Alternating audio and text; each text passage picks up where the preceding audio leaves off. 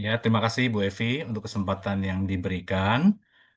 Salam sejahtera untuk seluruh rekan-rekan yang join di dalam acara webinar ini. Bu Evi, saya izin share untuk materi saya.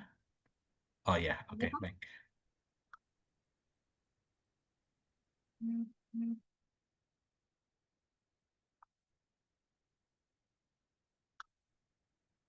Apakah PowerPoint saya bisa terbaca?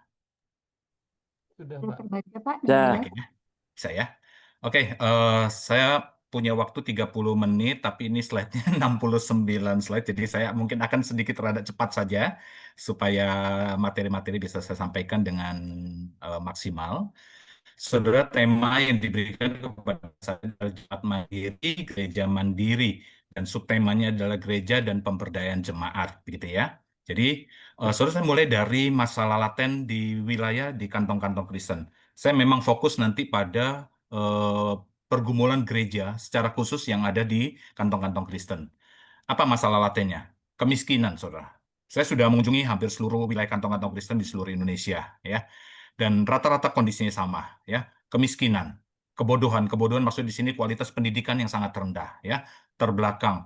Guru tidak datang, cuma absen lalu pulang. Anak-anak dibiarkan belajar mandiri atau belajar sendiri atau ya sama sekali tidak belajar sama sekali, gitu ya. Nah, ini kondisi yang terjadi di hampir seluruh wilayah kantong-kantong Kristen Indonesia. Sehingga kita tahu bahwa kualitas pendidikan di sana rendah, kualitas SDM juga rendah, ya. Belum lagi kesehatan, ya, gizi buruk, pemberdayaan potensi daerah yang tidak dimaksimalkan. Begitu banyak wilayah kantong-kantong Kristen di Indonesia yang sebenarnya secara potensinya banyak, ya, tanahnya subur, tetapi tidak bisa dikembangkan, ya. Saya ambil contoh sebenarnya Mentawai, Kepulauan Mentawai. Itu wilayah yang sangat subur, curah hujan tinggi, ya, baik, tetapi terakhir saya ke sana, kapal yang dari Padang menuju ke Mentawai itu 1 minggu hanya 1 kali. Baru belakangan ini sudah mulai ada kapal cepat, ya. Lalu Jokowi pada tahun yang lalu meresmikan ada bandara bandara di Tua Pecat, begitu ya. Tetapi hanya satu penerbangan 1 minggu, ya. Nah, ini masalah-masalah yang terjadi di wilayah kantong-kantong Kristen Indonesia. Problem moral dan sosial, ya, kita sudah tidak bisa sangkali kondisi-kondisi moral dan sosial di wilayah-wilayah kantong Kristen juga sangat-sangat tinggi. Papua itu salah satu endemi AIDS, ya. Nah, ini satu hal yang menjadi problem kita. Infrastruktur nggak usah ditanya, saudara, ya. Akses menuju ke daerah-daerah kantong-kantong Kristen ini biasanya jalannya rusak, gitu ya, penuh lumpur, mobil itu kalau lagi musim hujan sulit sekali tembus wilayah-wilayah khususnya di pedesaan. Belum lagi kualitas dan jumlah perohaniwan yang sangat terbatas. Tidak usah ditanya juga soal masalah materi atau keuangan sinode atau gereja, ya, sangat-sangat terbatas. Nah, inilah masalah-masalah yang terjadi di kantong-kantong Kristen. Nah, ini saya informasikan juga terkait dengan masalah urbanisasi. Dengan kondisi desa yang sedemikian, tidak bisa dicegah orang muda dari desa kan tidak ada lapangan pekerjaan, begitu ya, minim fasilitas, kemiskinan, standar hidup yang rendah, menggerakkan orang-orang muda akhirnya menuju kota, ya. Mereka kenapa menuju kota? Mungkin ingin mendapatkan pendidikan yang lebih baik, ingin mendapatkan pekerjaan yang lebih baik, dan seterusnya. Tapi sayangnya karena SDM-nya rendah, pekerjaannya pasti sektor-sektor informal yang kemudian akhirnya tidak imbas dengan kondisi finansial saudara-saudara kita ini. Nah, saudara, urbanisasi di Indonesia ini sangat-sangat mengerikan oleh karena 4% per tahun, ini termasuk tertinggi di dunia. Dan diperkirakan tahun 2050 jika tidak dicegah atau dikembangkan pedesaan, ya, dimaksimalkan potensi pedesaan, maka diperkirakan 85% penduduk Indonesia itu tinggal di kota, ya. Desa ditinggalkan, ya. Desa itu sisanya hanya orang tua saja. Nah, ini kondisinya. Padahal saudara kita tahu, ya, 2025 sampai 2030 itu dikenal sebagai dengan bonus demografi. Apa itu saudara bonus demografi? Yaitu di mana usia-usia produktif, ya, 15 sampai usia-usia 50-an yang masih potensial pekerja, khususnya Gen Z, ya, Gen Alpha, itu begitu banyak.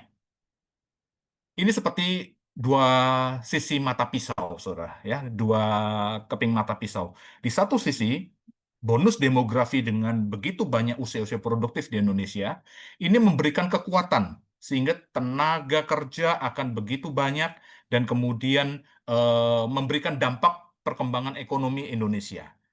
Tetapi jika tidak disiapkan lapangan pekerjaan, ini justru menjadi bumerang. Ini menjadi satu hal yang sangat mengerikan. Oleh karena akan terjadi banyaknya pengangguran, akan terjadinya kalau pengangguran banyak, dampaknya adalah sektor kriminalisasi dan masalah-masalah finansial lainnya. Nah, inilah problem yang dihadapi oleh bangsa kita.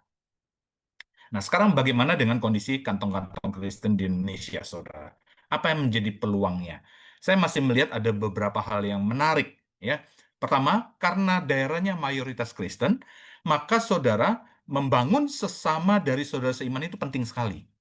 Kami melalui program PPMT, ya, Pusat Pelatihan Misi Terpadu dari Sinode GKY, kami kenapa pelayanan kami fokus hanya kepada kantong-kantong Kristen, ya. Karena kami mengutip dari Galatia pasal 6 ayat 10, ya.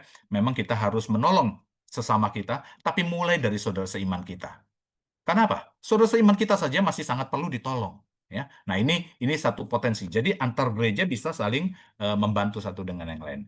Birokrasi perizinan mudah. Jadi kalau isu-isu mengenai intoleransi dan segala macam itu biasanya tidak terjadi di kantong Kristen. Kalau di Jawa sering, saudara, ya, gereja dirusak, salib diturunkan, gereja ditutup dan segala macam. Izin susah itu banyak terjadi. Tapi kalau di kantong-kantong Kristen, wow, itu bebas sekali dan begitu banyak, ya. Lalu cenderung terbuka. Biasanya gereja-gereja atau daerah-daerah ini terbuka dan mau bekerja sama. Kami dari GKY sudah melakukan MOU dengan cukup banyak sinode, ya, dari mulai Nias sampai ke Papua, ya. Karena apa? Karena kami melihat juga mereka sangat membutuhkan, ya, dan inilah yang menjadi partisipasi GKY terhadap gereja-gereja khususnya yang ada di daerah-daerah, ya.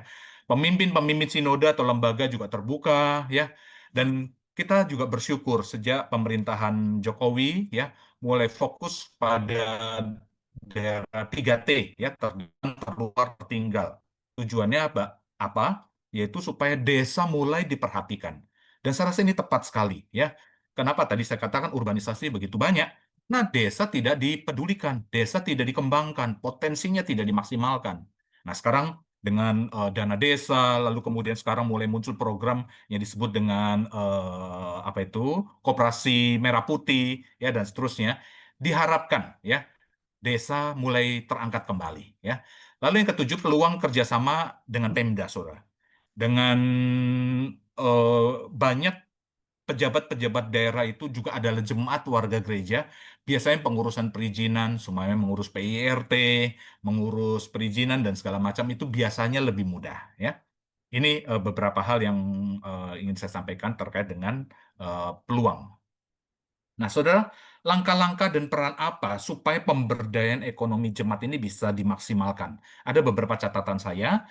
Yang pertama yaitu penguatan ekonomi jemaat melalui pendidikan dan pelatihan. Ya, tadi saya senang, terima kasih kepada Pak Rahat, ya, Pak Sahat tadi. Di GPIB sudah mulai dikembangkan. Ada satu komunitas ekonomi di jemaat GPIB. Saya rasa ini langkah yang sangat baik, sekalipun baru skala kecil, tapi itu kalau dilakukan dengan tekun akan berdampak yang cukup besar, ya. Ada beberapa catatan terkait dengan penguatan ekonomi jemaat. Yang pertama, analisa kebutuhan jemaat. Sudah penting sekali pemetaan, ya, identifikasi kebutuhan warga jemaat. Nah, kalau konteks kami dalam konteks gereja-gereja di daerah, biasanya pertanian, peternakan, perikanan, teknopangan itu menjadi kebutuhan utamanya. Maka kami juga fokus ke sana, ya, pelatihan-pelatihan bidang pertanian. Kami selalu mendorong dalam pelatihan kami pertanian tradisional, ya, mulai masuk kepada pertanian sub modern atau modern, gitu, ya. Modern maksudnya adalah yaitu memanfaatkan teknologi pertanian yang terbaru, peralatan-peralatan yang bagus, lalu manfaatkan penemuan-penemuan yang bagus dari para ahli-ahli pertanian terkait dengan bibit, pupuk, dan segala macam. Saudara, dengan memfokuskan pertanian yang berkelanjutan dan kemudian memberikan tingkat kemodernan dimanfaatkan, saya sangat yakin dampak atau hasil panennya akan lebih berlimpah. Ya, saya ambil contoh begini, saudara. Di teman-teman kami yang ada di Sumba, kebanyakan mereka pakai menanam jagung. Ya, dan jagung bibitnya itu adalah bibit yang sudah ditanam dari generasi-generasi yang lalu. Padahal saudara, bibit itu ya ketika sudah ditanam lalu dijadikan bibit lagi ya F1, F2, F3, F4, lama-lama kualitas bibit ini akan menurun saudara. Ya, awal panen mungkin 1 hektar bisa 5 ton. Lalu tanam kedua dengan bibit yang lama menjadi 4 ton, 3 ton, terus ya. Kenapa? Karena terjadi penurunan kualitas dari bibit. Tapi kalau semuanya dimanfaatkan bibit-bibit unggul ya yang baru, sekarang ini begitu banyak. Dijanjikan salah satu bibit yang menjadi mitra kami, yaitu 1 hektar itu bisa 10 ton, saudara. Nah, ini kan dampaknya sangat luar biasa, signifikan. Dan hasilnya tentu pasti akan memberikan dampak pada ekonomi petani. Ya. Nah, ini fokus pada keterampilan. Ya. Jadi setelah dianalisa pemetaan, ya, lalu kebutuhan pertanian, peternakan, perikanan ini menjadi satu kebutuhan utama, maka disitulah yang harus dikembangkan. Satu hal lagi, saya tambahkan terkait dengan analisa, jangan terlalu banyak mengerjakan berbagai macam bidang. Ya. Fokus pada satu hal. Ambil contoh. Kalau mau tanam jagung, satu desa itu kalau bisa tanam jagung semuanya. Jangan nanti ada tanam jagung, ada tanam palawija, ada tanam hortikultura, ada tanam yang lainnya, buah-buahan dan lain-lain. Tidak fokus, ya. Jadi kalau perlu diberdayakan, gereja di sini punya peranan, ya, untuk menggerakkan jemaat. Ayo tanam jagung semuanya, tanam padi, ya, ternak ayam, sehingga skalanya menjadi besar. Kalau skalanya besar, tentu ini akan menggerakkan, ya, khususnya poin C, ya, menggerakkan pihak luar, entah Kalau pengusaha, pemerintah, mulai melirik kalau ada peluang untuk kalau ke dikembangkan Mandiri, ekonomi mereka. Ya. yang ini itu acara Pak Sunardi. Mungkin suaranya bocor ya. Minta Nah, tolong kita host untuk bisa mematikan. Nah, saya lanjutkan. Kurikulum pelatihan yang terstruktur, ya, harus mulai dipikirkan pelatihan-pelatihan yang mulai dari level dasar bagi jemaat-jemaat yang mungkin belum punya pengalaman, ya, sampai kepada pelatihan lanjutan, holistik, ya.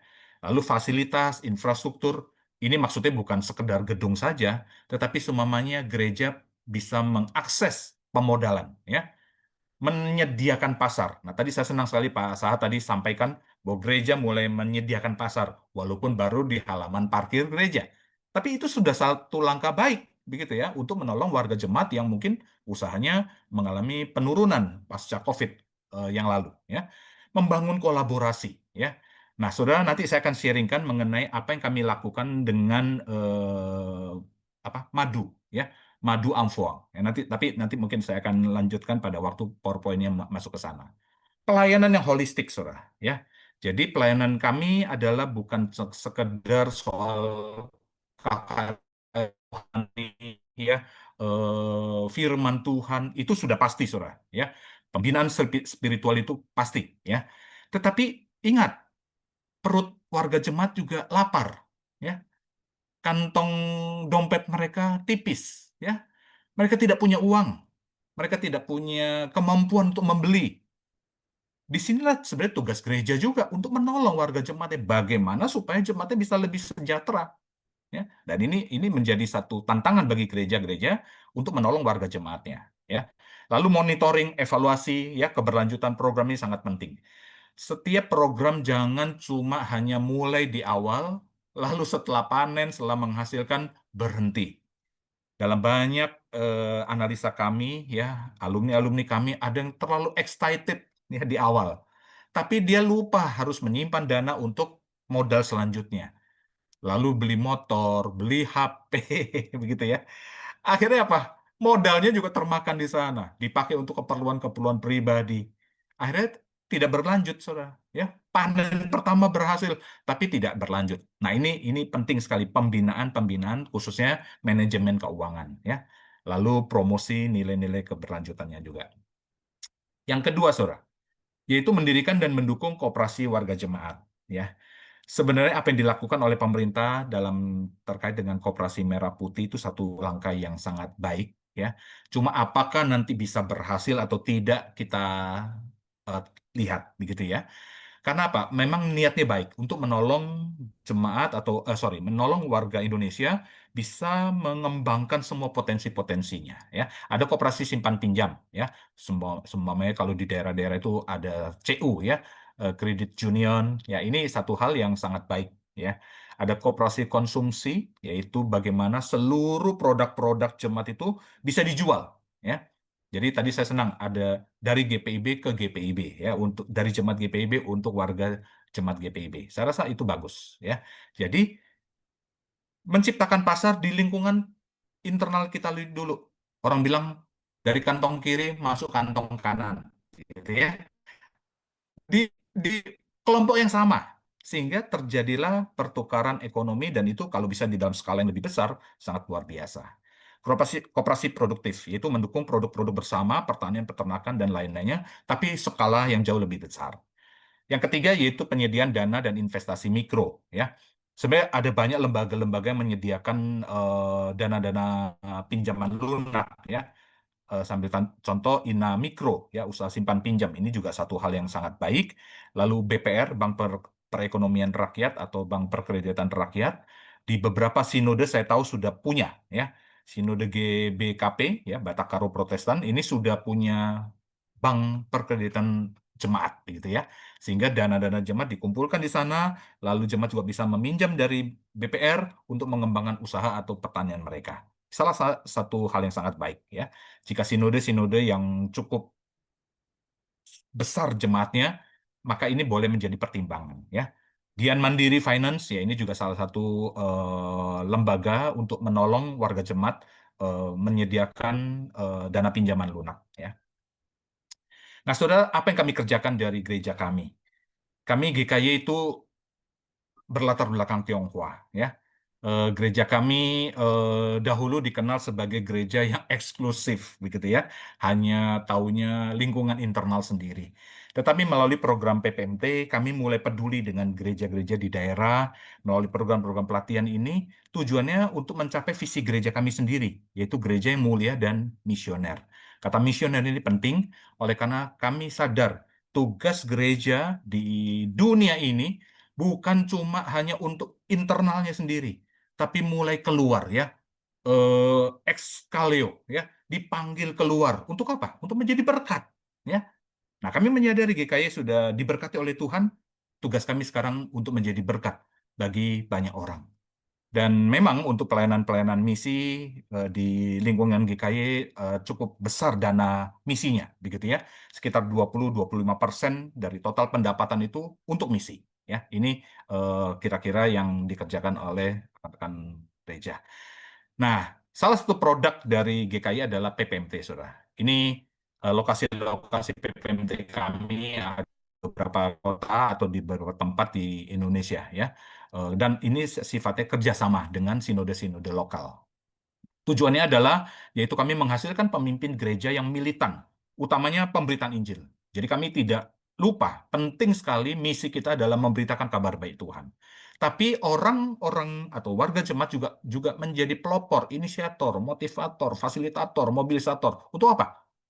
Perkembangan, pembangunan masyarakat pedesaan.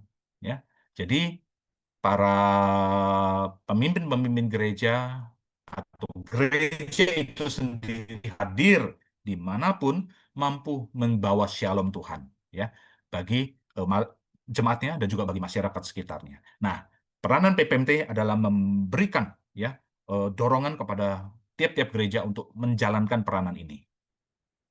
Kami fokus pada kantong-kantong Kristen tadi saya sampaikan ya. Kami juga fokus kepada para pemimpin gereja. Kenapa kami melatih para pendeta sumamanya? Kenapa kami melatih para majelis-majelis? Ya, tujuannya bukan untuk diri mereka sendiri. Ya tentu harus dipraktekkan. Pendeta harus sejahtera dulu. Ya, setelah mereka mempraktekkan dan berhasil, mereka mengajarkan kepada warga jemaatnya. Nah, itu tujuan kami. Supaya terjadi namanya menduplikasi keterampilan-keterampilan kepada seluruh jemaatnya. Ya. Fungsinya adalah mengupgrading ya tiap-tiap orang yang dilatih ini.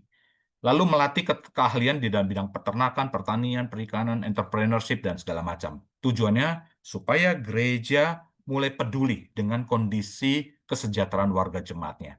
Kita jangan pikir cuma hanya khotbah saja semuanya ya. Pendeta jangan cuma taunya khotbah, tapi pendeta juga tahu bagaimana ngurus babi. Kalau babinya sakit, babi jemaat sakit nih, dikasih obat apa ya? Kalau pertaniannya cabenya daunnya keriting nih ya, bagaimana mengatasinya? Pendeta harus tahu pertanian, harus tahu peternakan, ya. Dan puji Tuhan, saudara, melalui program PPMT ini cukup banyak para hamba-hamba Tuhan, pendeta-pendeta yang mendapatkan pelatihan.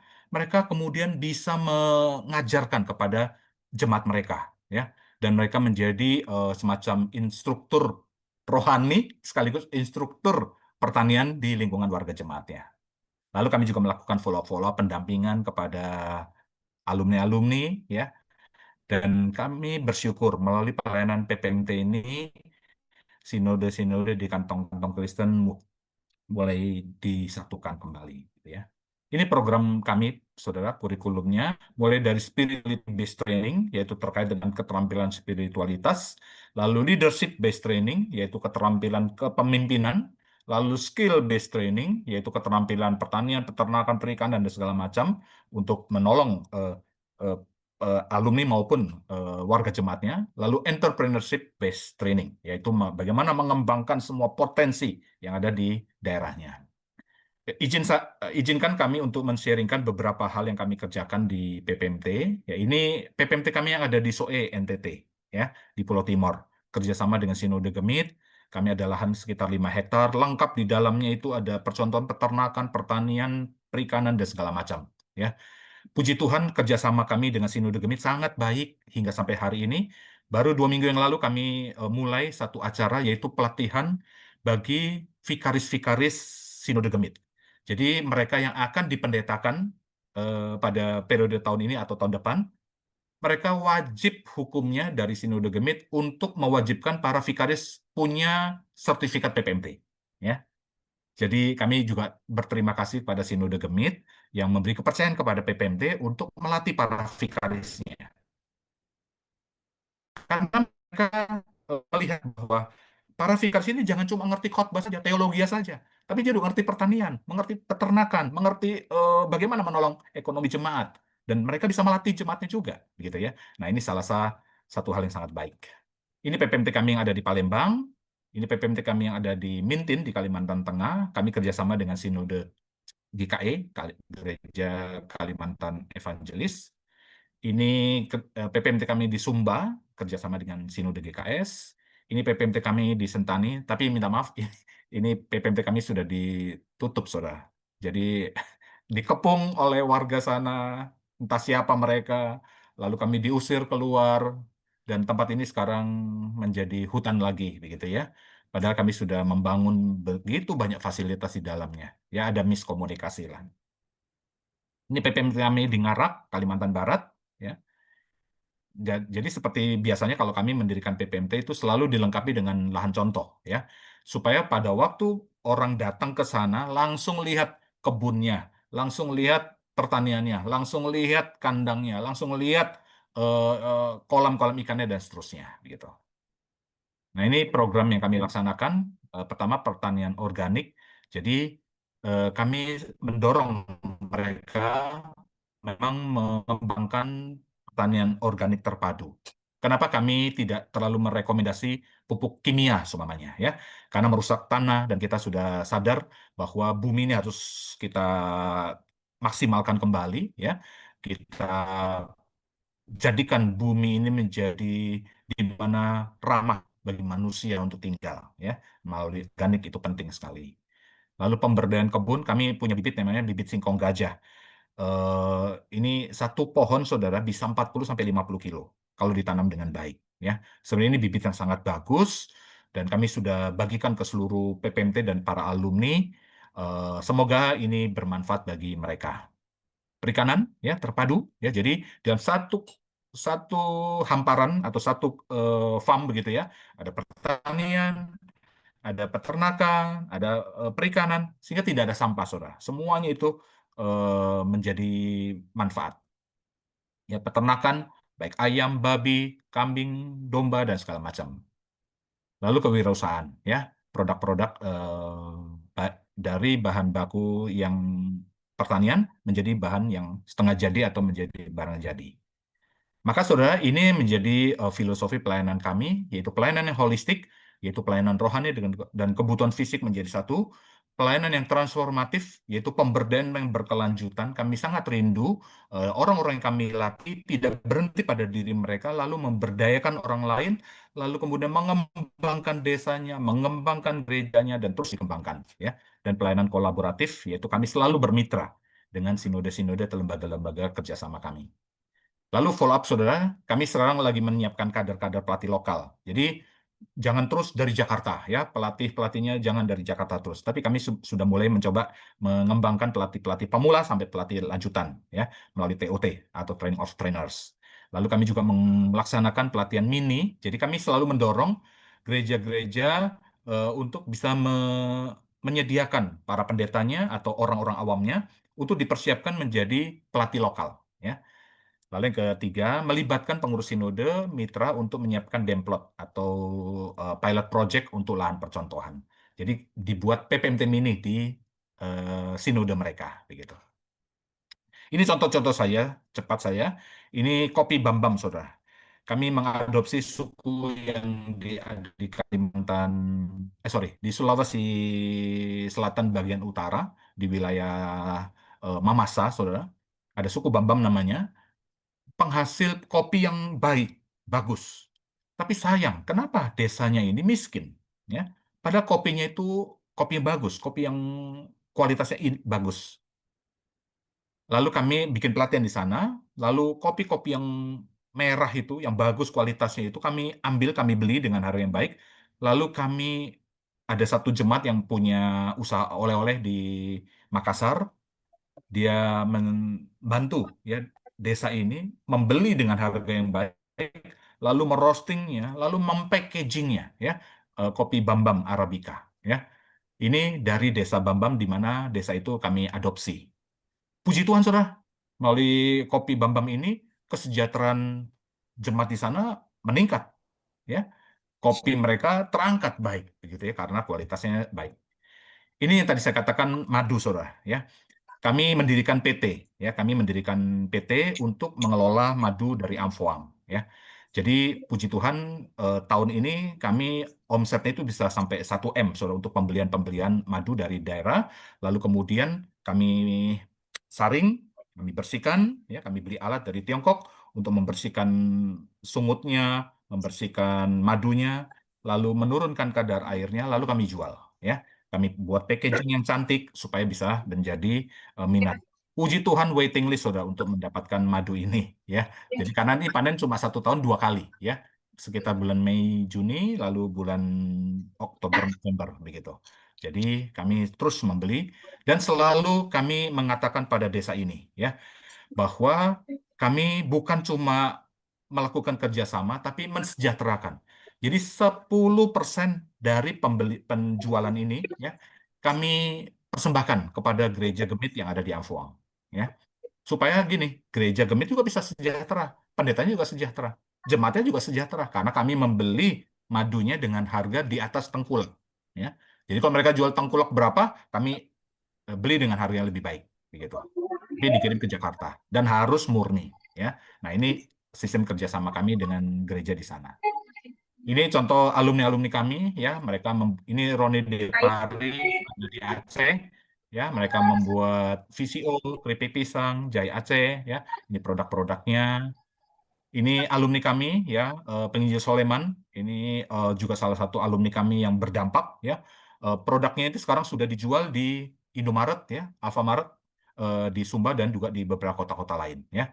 Dan ini luar biasa ya, ada jahe instan, ada sambal, ada tekel dan segala macam. Jus babi gitu ya. Ini alumni pendeta Oh, Yusuf Tedu udah dari dikasih makan? Sinode. Udah dikasih Ya. makan? Oh, boleh. Jadi ini produk-produk dari alumni-alumni kami Ya ini ada jus ternak, ada produk-produk jamu begitu ya untuk ternak. Ini wine, tapi saudara perhatikan ini walaupun wine tapi bukan dari anggur, tapi dari buah-buahan ya. Jadi kami mengajarkan bagaimana membuat sacramental wine, anggur perjamuan gitu ya. Dan mereka bisa produk minimal buat perjamuan kudus untuk gereja setempat. Tapi ini juga bisa dijual begitu ya, menjadi minuman kesehatan. Ini cabeku ya. Jadi kalau ada pas musim di mana cabai harganya jatuh, nggak usah khawatir saudara ya. Kita ajarkan bagaimana membuat cabai bubuk, saus cabai, supaya punya nilai produksi lebih bagus ya. Ini yang kami lakukan. Lalu juga membuat hasil olahan nanas jadi sirup, jadi sabun dan lain-lainnya. Ya, ini aneka sabun, ini aneka juga alat-alat apa? Bawang hitam, sambal dan lain-lain. Ya, ini abon, ini aneka sabun kecantikan, saudara. Jadi kami ajarkan bagaimana mereka membuat sabun yang modalnya sangat murah, tapi sebenarnya nilai jualnya sangat bagus. Ya, sudah banyak alumni kami juga diberkati melalui pelatihan-pelatihan ini. Ya, jus ternak, ini abon babi, abon ikan. Ya, saudara terkait dengan babi ini kami mendorong supaya mulai dikembangkan lagi ternak babi. Kami ada istilah babinisasi, saudara.